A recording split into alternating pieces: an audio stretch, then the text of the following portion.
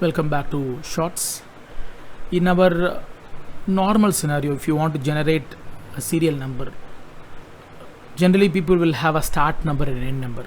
So if the number is a larger number, then we will use fill series option.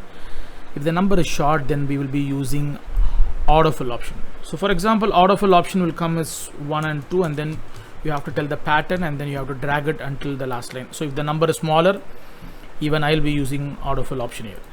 But I want to start a number here, but I don't know what is the last number. I only know the last data set that I'm going to deal with. If that is the case, then I can still use fill series. So what I'll do is I'll come back here. I'll fill the first number, and then I'll select the numbers that I want to add, or I'm going to select the column of data where I want to add the numbers here. Then I'll just go back to our fill, and then I'll go to the series option.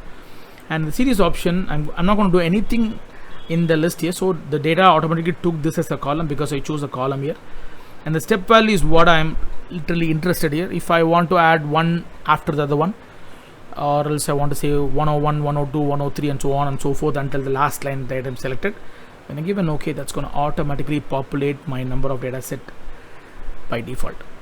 I don't want to know the last number here. I can just choose whatever number that I want, or whatever the result that I want, I can do it. The same can be done on the row front also. So for example, I'm going to select a set of rows here.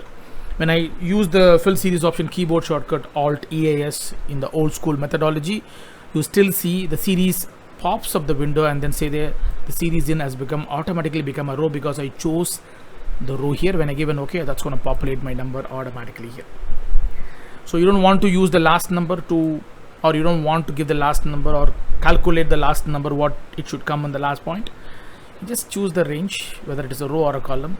The system will automatically add that last valuation by itself when you use a fill series option.